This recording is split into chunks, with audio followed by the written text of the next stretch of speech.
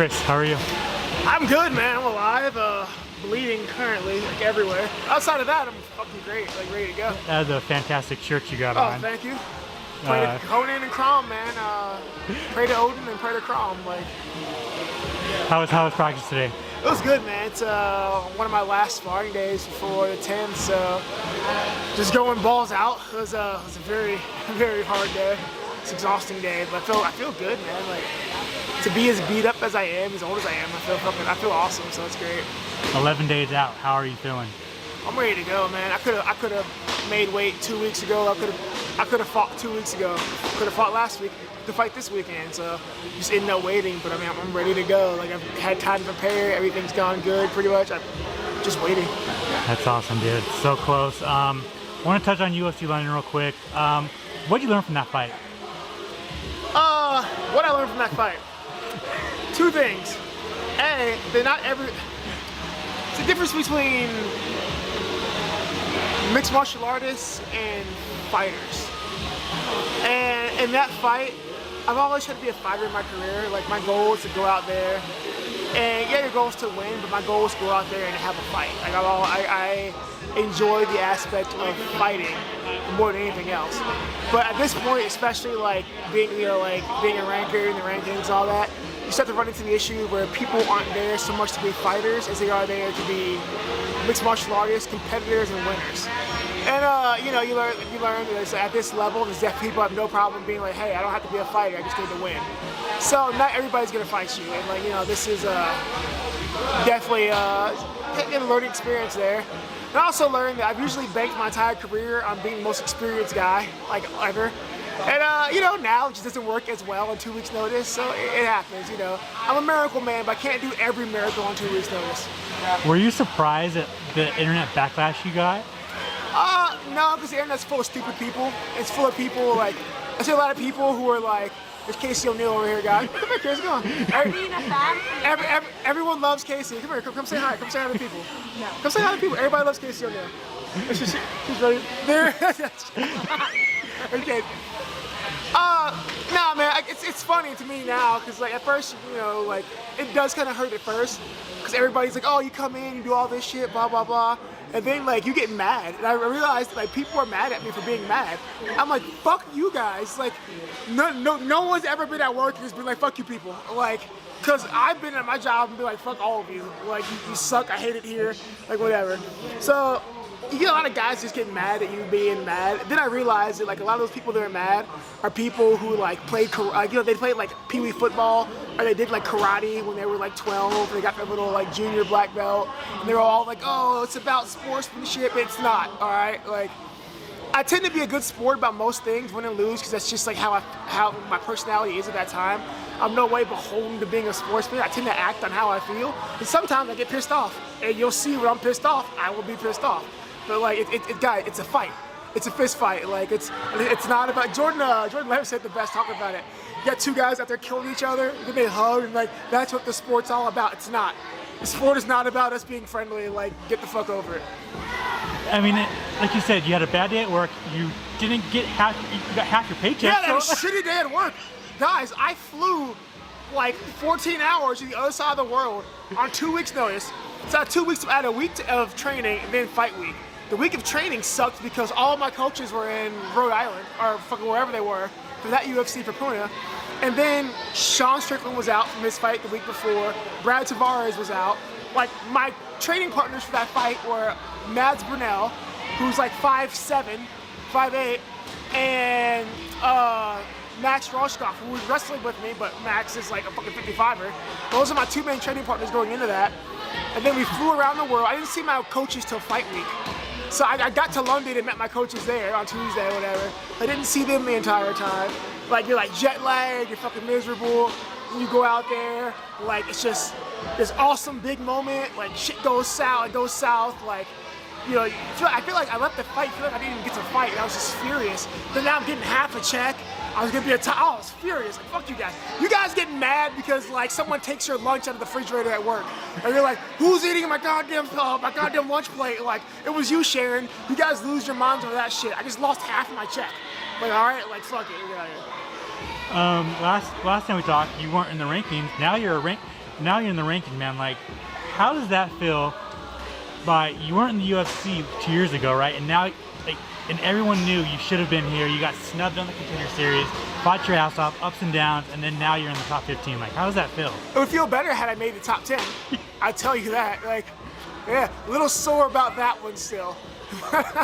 Not gonna lie, but no, but you know, it's my coaches are really big on telling me, you know, that I'm somebody who really needs to learn to enjoy the. No, Ray Sefa. Ray's told me as well. I need to learn to enjoy the wins when they come, even the small wins. We can get top 10 or top 15. And you know, this is a year ago. I wasn't even here. I was thinking about walking away from it. Now I'm top 15, working my way up. So it's not what I wanted to be, but like, goddamn, it feels great. Joaquin Buckley, UFC 282. It's kind of funny.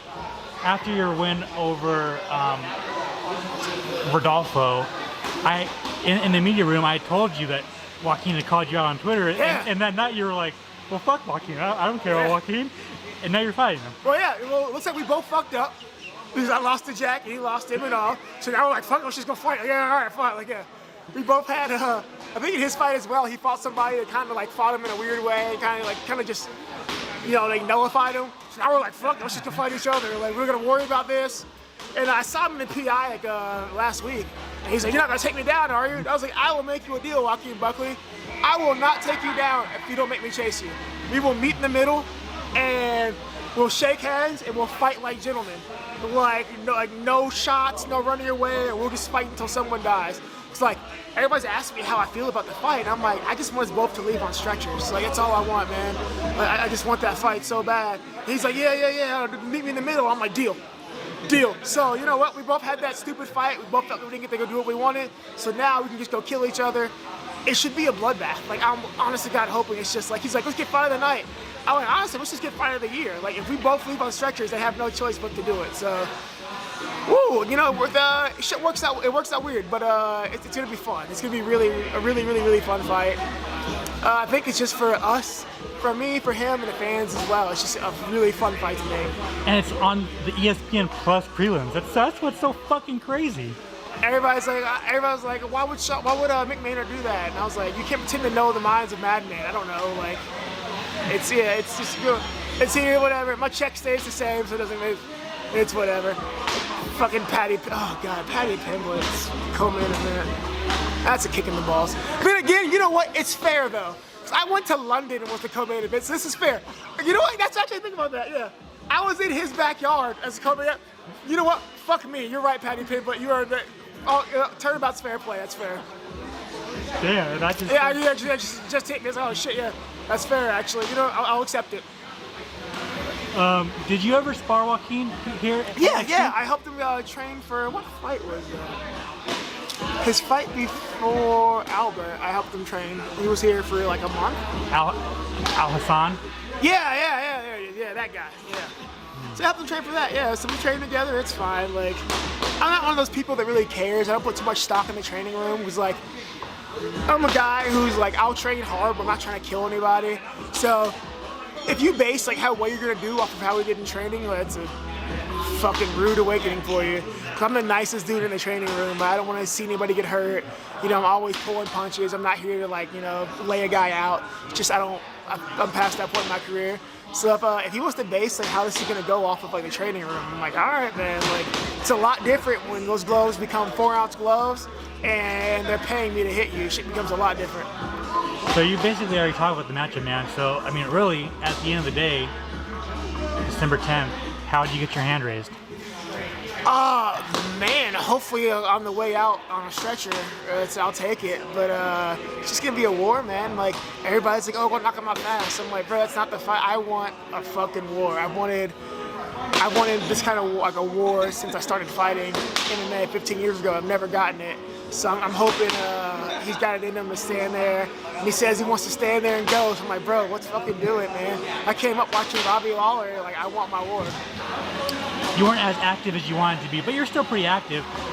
Is that what you're just gonna kind of move into 2023 and fight more? Or? Yeah, I needed a little bit of like a break just to kind of work on stuff after the Jack fight, because like we went into that fight like not in the greatest position, and then we kind of need a little bit of time to heal some things, and like for me, like my shoulders have been so bad, like I freaking my elbow is bad, so we kind of need some time to heal. We'll do this, and then we'll go do some more maintenance stuff at the end of the year, and then hopefully spring next year, man, we hit the ground running and just go. Last couple things for me. What are your thoughts on that Izzy versus Pereira fight? People, I've gotten shit for this. I'm not an Izzy fan at all, guys. I'm just not a fan of the style of fighting. I've never been really an Izzy fan. I was like, fuck, it sucks to be Izzy because you're winning that fight. Like maybe had the fight ended, it would have been maybe 3-2, 4-1. But like before that, I was like, bro, you were winning that fight. And then like, I've watched it, guys. I'm telling you, I'm gonna get shit for this too.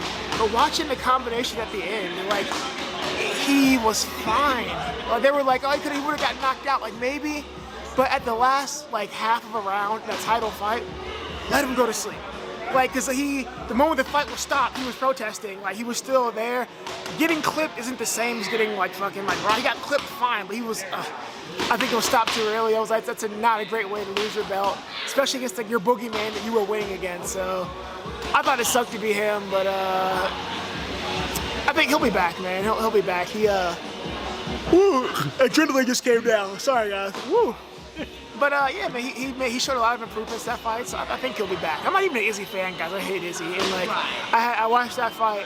Even though he lost, I had nothing but respect for him at the end of that fight. I was like, all right, man. Like he's shown that he's growing, so I think he comes back. I think he wins that rematch. And finally, Strickland versus Cannonier is a week after your fight. How do you see that fight playing out?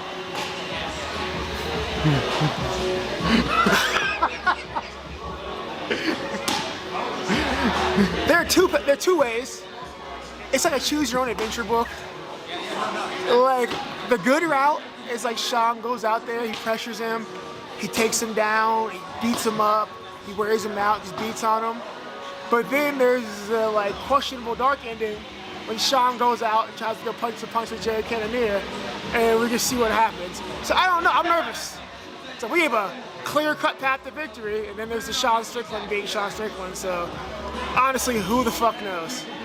I've got faith in him, but it's just a matter of like how Sean wants to do this. So it's gonna be a really smart night or a really fucking long night. We'll see. Chris, thank you so much for your time, man. I really appreciate it. Man. You want to plug your social media, plug any sponsors, you want to thank anybody? The floor is yours. Yeah, Timex. I got sponsored by Timex, and it's fucking awesome. Yeah, Timex is great, guys. You got the UFC line of watches. Check them out. That was really cool. They had me out do some stuff for the troops, which is really fun over at Nellis Air Force Base. That was really awesome for me. So thank you, Timex and UFC, for getting me that. My management company, Iridium Sports agency, taking care of me since I got out here, and they're always doing their thing. Jason House, Lance, and Jeremy. I had something that I just lost. And, oh yeah, social media. Yeah, you guys can follow me at ActionMan513 on Instagram and Twitter. And I'm actually on YouTube at Chris Curtis. I'm gonna start making videos soon, I promise, but I'll get on it. But if you want, just hop on. There's some old Bloodborne videos on there people laugh at. But outside of that, I'll get on that soon, but that's about it. Make sure to subscribe to the LowKickMMA YouTube channel for all the latest news, event previews, and interviews with some of the biggest stars in MMA.